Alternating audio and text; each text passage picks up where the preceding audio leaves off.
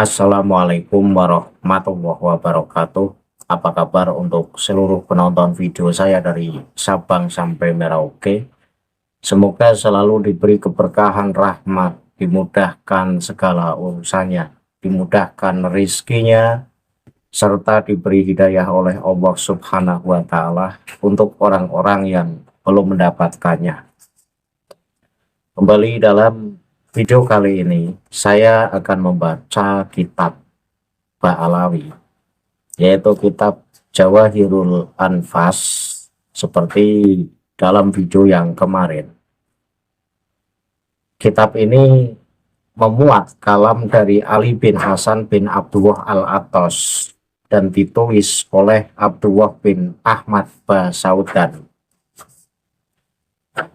Dalam pembahasan kali ini ada satu pernyataan, di mana pernyataan itu ketika saya bahas lebih lanjut, ini justru akan menampar klan Ba'alawi itu sendiri, karena pernyataan itu tidak sesuai dengan fakta yang ada. Artinya apa yang tertulis dalam kitab Jawahirul Anfas dan kenyataan ini tidak sinkron, sehingga ini bisa menjadi tamparan buat klan Ba'alawi itu sendiri. Namun sebelum masuk pada inti pembahasan, untuk seluruh penonton dari manapun kalian yang belum subscribe channel saya, silakan tekan tombol subscribe, kemudian like serta share video ini ke teman-teman kalian semua agar yang belum tahu menjadi tahu. Yakinlah bahwa munculnya channel ini semata-mata untuk mengedukasi kepada seluruh muslim di Indonesia pada khususnya dan muslim di dunia pada umumnya. Mengedukasi agar tidak terdoktrin oleh ajaran-ajaran sesat yang dibawa oleh golongan tertentu dengan mengaku sebagai cucu Rasul serta mengatasnamakan agama. Dan dalam pembahasan kali ini saya fokus pada kitab Jawahirul Anfas halaman 325. Akan saya bahas di halaman ini dan teksnya akan saya tampilkan di layar sebagai bukti bahwa apa yang saya bahas ini murni dari kitab yang ditulis oleh penulis Ba'alawi. Bukan karena saya sedang mengframing, bukan saya menebar hoax, atau bukan karena saya menebar kebencian, tapi ini adalah kitab Ba'alawi yang ditulis oleh para kabih Ba'alawi. Sehingga untuk muhibin ini ketika tidak terima dengan apa yang saya bahas ini, ya tidak terimanya jangan dengan saya, tetapi dengan kitab Ba'alawi itu sendiri. Dan justru ketika muhibin ini tidak terima, seharusnya pada saat itulah otak Anda akan waras bahwa Anda pun tidak menyukai apa yang dikatakan dalam kitab Ba'alawi. Jadi ini tes-tesan untuk muhibin ketika dalam video kali ini yang saya bahas ini tidak mengenakan untuk para muhibin. Ini kitab Ba'alawi sendiri yang ngomong, dan jangan salahkan saya. Saya baca teksnya dan teksnya saya tampilkan di layar sehingga penonton yang bisa membaca biar ikut menyimaknya, dan yang tidak bisa membaca cukup mendengarkan saja karena nanti juga akan paham. Bismillahirrahmanirrahim. Wa dzakara asy-syaikhu Ali bin Abi Bakrin radhiyallahu anhu fi kitabihi al-Barqatul Musiqah fil Hirqatil Aniqah minal ulama'il amilina wasyuyuhil akabiri al-arifina min ulama'i Makkah wal Madinati wal Yamani wasyami wal Iraqi wa hadramauta wasawahili wa khairiha min biladil Islam mimman atlaqal al-sinata wal aqlama fi sana'i ala ali abi alawi wasihati nasabihim al-ali an-nabawi wa guluwi taraikihim wa khususiyatihim ma'a mahasinil af'ali wa solihil a'mali wa sihatil akidati wa isba'i sunnati wan nazahati an nisbatil bid'ah wa tuharati an afatil kibari wa tuharati an afatil kibri wa akadarir riasati ma'a kamali tawadhu'i wa hubbil khomuli. Jadi sedikit yang akan saya ulas, tetapi ini sebenarnya cukup mengena untuk para Habibah Alawi. Jadi dalam Jawahirul Anfas halaman 325 ini dikatakan sebagai berikut. Syekh Ali bin Abu Bakar dalam kitabnya Al-Barqatul Musiqoh ini mengatakan di antara para ulama amilin dan para syekh besar yang berpengetahuan dari para ulama Mekah, Madinah, Yaman, Syam, Irak, Hadramaut, pesisir dan negeri-negeri Islam lainnya yang melontarkan lidah dan penanya dalam memuji keluarga Abu Alawi dan keaslian silsilah kenabian mereka yang luhur. Jadi di sini dikatakan oleh Syekh Ali bin Abu Bakar, ini kutipan dari kitab Al-Barqatul Musiqoh, bahwa seluruh ulama yang berpengetahuan luas, para syekh-syekh besar ini mengatakan, dan ulama ini berasal dari berbagai negeri, dari Mekah, dari Madinah, dari Yaman, dari Syam, Irak, Hadramaut, pesisir dan negeri-negeri Islam lainnya, ini mengatakan bahwa keluarga Ba'alawi ini tidak diragukan lagi kesohehan nasabnya tersambung kepada Rasulullah. Tetapi dalam pernyataan ini tidak disebutkan ulama siapa saja yang mensohehkan nasab Ba'alawi. Yang saya ketahui hanya beberapa ulama yang mensohehkan nasab Ba'alawi. Itu pun karena ada unsur kedekatan dengan Ba'alawi, sehingga yang namanya orang dekat itu ya untuk membatalkan nasab Ba'alawi ya canggung, namanya saja sudah dekat. Dan nggak beda jauh dengan PBNU dan Rois Amnya, ini adalah orang yang terlalu dekat dengan Habib, sehingga untuk membatalkan nasab Habib Ba'alawi ini canggung. Tapi masih mending kalau PBNU dan Rois Amnya, artinya hanya husnudon bahwa Ba'alawi sebagai cucu Rasul, tidak lantang mengatakan bahwa Ba'alawi sahih sebagai cucu Rasul. Jadi masih mending hanya husnudon saja. Padahal PBNU dan Rois Am ini seharusnya yang paling teliti, ini ya justru yang lebih tahu. Wong itu pimpinan besar NU, tentu keilmuannya sangat luas. Sehingga ketika muncul tesis Kiai Haji Imaduddin Usman Al-Bantani, ini baik PBNU maupun Rois Amnya ini sangat mampu untuk mengkaji kitab-kitab yang dikaji oleh Kiai Haji Imaduddin Usman Al-Bantani. Tetapi yaitu karena kedekatan dengan Ba'alawi sehingga canggung untuk menyatakan sebuah kebenaran, sehingga dengan gampangnya mengatakan husnudon bahwa Ba'alawi sebagai cucu Rasul. Nah, di sini dalam kitab Jawahirul Anfas ini dikatakan bahwa ulama dari berbagai negeri ini bisa dikategorikan ulama dari seluruh penjuru dunia ini mensohhikan nasabah alawi.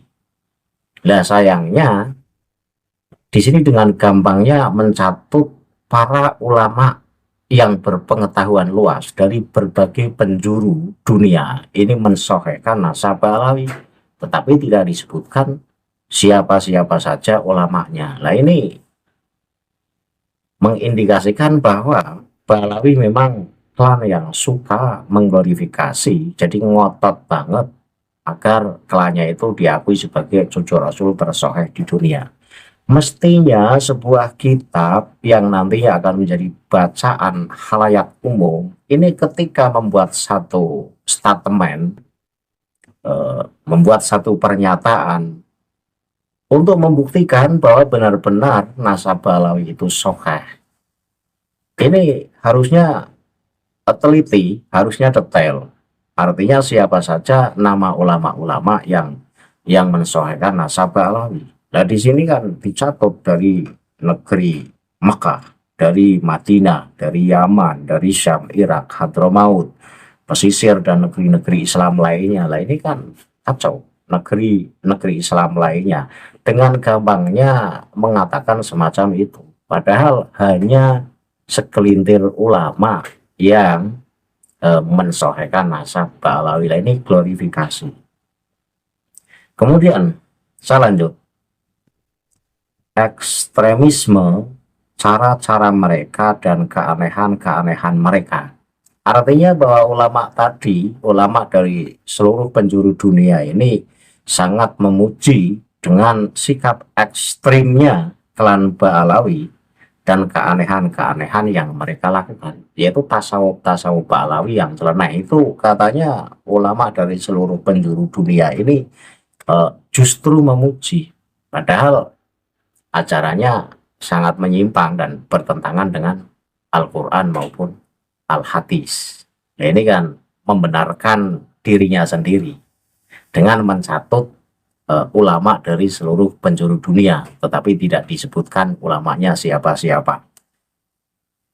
Kemudian, jadi di samping klan Ba'alawi itu suka bersikap ekstrim dengan tasawuf yang aneh-aneh, ini disertai dengan amal saleh. Artinya klan-klan Ba'alawi itu adalah orang-orang yang beramal soleh serta keteguhan iman, imannya teguh, kemudian kepatuhan kepada sunnah. Jadi klan Ba'alawi ini adalah orang yang berpegang teguh pada sunnah Rasul katanya, walaupun seringkali memalsukan hadis Rasul.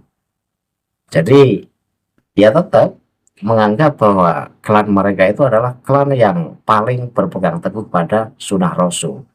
Padahal kemarin sudah saya bahas ada 3 hadis, diantaranya hadis kopi. Barang siapa yang meminum kopi dan aromanya masih tersisa dalam mulut si peminumnya, maka malaikat tak henti-hentinya memohonkan ampunan padanya. Itu katanya hadis Rasul, padahal itu karangannya. Jadi antara pernyataan dan fakta ini tidak sesuai. Pernyataannya mengatakan bahwa klan Ba'alawi adalah orang yang paling berpegang teguh pada sunnah Rasul, tetapi memalsukan hadis Rasul. Jadi fakta dan pernyataannya ini tidak sinkron. Kemudian, dan integritas dari atribusi inovasi. Jadi orang-orang Ba'alawi ini terkenal dengan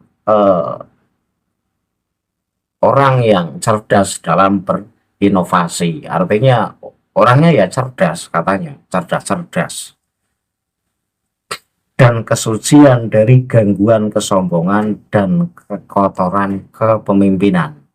Jadi klan Ba'alawi ini dikatakan sebagai orang-orang yang suci dari gangguan kesombongan. Maksudnya bahwa mereka orang-orang Ba'alawi ini orang yang rendah hati, tidak sombong, dan suci dari kekotoran dalam kepemimpinan. Maksudnya apa? Maksudnya walaupun mereka itu jadi pemimpin, tetapi pemimpin yang bersih, pemimpin yang tidak sombong, pemimpin yang rendah hati, pemimpin yang peduli pada bawahannya. Ini pernyataannya begitu. Jadi dengan segudang prestasi, bahwa Ba'alawi itu adalah dinyatakan sebagai klan segudang prestasi. Tetapi ini hanya sebuah pernyataan, tidak sesuai dengan fakta yang sebenarnya. Karena ketika di sini dikatakan bahwa klan Ba'alawi adalah orang atau golongan yang rendah hati, kita cocokkan dengan fakta yang terjadi. Habib-habib di Indonesia itu pada rendah hati atau pada jumawa. Nah, yang kita lihat kan pada jumawa, lagi-lagi antara pernyataan dan fakta yang terjadi di lapangan ini tidak sinkron, berarti omong kosong. Dan ketika mereka menjadi pemimpin, ini pun pemimpin yang suci dari noda, artinya pemimpin yang baiklah, menjadi pemimpin yang baik. Kemudian disertai dengan kerendahan hati yang sempurna dan cinta kepada kesamaran. Nah, ini juga saya kritisi. Jadi klan Ba'alawi ini adalah orang yang rendah hati, orang yang mencintai kepada homul atau kesamaran. Homul itu maksudnya tidak suka populer. Jadi klan Ba'alawi itu adalah klan yang tidak menyukai ketenaran, yang tidak menyukai kepopuleran. Mereka lebih senang untuk menutup diri agar kehebatannya ini tidak dikenal banyak orang. Ini maksudnya begitu. Lagi-lagi kita cocokkan dengan fakta yang ada. Di sini dikatakan bahwa klan Ba'alawi adalah klan yang mencintai homul atau cinta terhadap kesamaran, atau dengan kata lain tidak suka populer, tidak suka tenar. Faktanya, mereka justru mengejar ketenaran, mereka justru mengejar kepopuleran. Bahkan yang tidak bisa ceramah saja dipaksa-paksakan untuk ceramah. Anda bisa lihat di YouTube, itu ada tabib bocil yang baca tabab yaba, itu nol ilmu, tapi dipaksakan untuk naik panggung, untuk naik podium, memberikan ceramah. Artinya kan mereka itu haus dengan ketenaran, haus dengan kepopuleran. Ketika di sini dikatakan bahwa Ba'alawi adalah orang yang mencintai kesamaran atau tidak suka ketenaran, ini bohong, tidak sesuai dengan fakta di lapangan. Jadi dari atas yang disampaikan dalam kitab Jawahirul Anfas halaman 325, dari dikatakan bahwa Ba'alawi sebagai nasab yang soheh di dunia dan kesohehannya sudah diakui oleh seluruh ulama dari penjuru negeri, dari Mekah, dari Madinah, dari Yaman, dari Syam, Irak, Hadramaut, pesisir, dan negeri-negeri Islam lainnya, ini hanya omong kosong. Karena ini hanya mencatut saja, tidak berani menyebutkan ulama siapa-siapa saja yang mensohehkan nasab Ba'alawi. Dan dikatakan bahwa mereka memuji tasawuf mereka, tasawuf yang unik, tasawuf yang inovatif katanya. Padahal tasawufnya penuh dengan kekhurafatan. Kemudian mereka dikatakan sebagai orang yang teguh imannya, orang yang beramal saleh, orang yang patuh kepada sunnah Rasul, orang yang suci dari kesombongan dan kekotoran dalam kepemimpinan, dan orang yang tidak mencintai ketenaran. Dari atas sampai bawah ini tidak sesuai dengan fakta di lapangan. Artinya ketika isi kitab ini saya tabrakkan dengan Ba'alawi yang ada di Indonesia, ini justru menampar muka Ba'alawi itu sendiri. Karena mereka tidak seperti yang tertulis dalam kitab Jawahirul Anfas halaman 325. Mereka justru mengglorifikasi. Mereka pengen diakui banget bahwa mereka itu cucu Rasul tersohek di dunia. Saya yakin cucu Rasul yang asli ini tidak gembar-gembor. Cucu Rasul yang asli ini diam. Karena ya tidak penting. Kita bisa lihat cucu tokoh besar di Indonesia seperti halnya almarhum Abdurrahman Wahid. Apakah pernah Abdurrahman Wahid ini membangga-banggakan bahasa Asy'ari dalam setiap kesempatan selalu mengembar keistimewaan dari Kiai Haji Hasyim Asy'ari? Tidak pernah. Karena apa? Tidak penting. Tapi karena Gus Dur ini cucu Rasul, cucu dari Mbah Hasyim Asy'ari beneran, sehingga orang-orang ya tahu bahwa Gus Dur itu benar-benar cucu Mbah Hasyim. Jadi tidak perlu gembar-gembor, orang sudah tahu. Lah yang gembar-gembor kesana kemari ngaku sebagai cucu Rasul ini yang justru patut dicurigai, dan itu adalah Ba'alawi. Jadi ringkas saja yang saya bahas, tapi cukup mengenal bahwa kitab-kitab Ba'alawi ini seringkali membuat pernyataan yang pernyataan itu mengunggulkan klan mereka, mengistimewakan klan mereka, tetapi tidak sesuai dengan fakta di lapangan. Dan ini berarti bahwa mereka adalah orang yang pengen dianggap sebagai cucu Rasul. Sudah dari dulu. Jadi sudah dari dulu sudah terencana. Ya berarti memang sudah disusun dari generasi ke generasi, ini saling mengglorifikasi. Jadi menipu umat itu sudah berabad-abad. Klan Ba'alawi itu menipu umat sudah berabad-abad. Berhasil. Tetapi di Indonesia tidak berhasil. Alhamdulillah. Dan sekarang banyak santri yang mengkaji kitab-kitab Ba'alawi dan ditemukan ternyata bahwa Ba'alawi memang ajarannya sesat dan nasabnya tidak bersambung ke Rasulullah. Jadi cukup ya yang saya bahas. Intinya bahwa pernyataan dalam kitab Jawahirul Anfas halaman 325 tidak sesuai dengan fakta di lapangan, alias omong doang, bohong, hanya mengglorifikasi saja.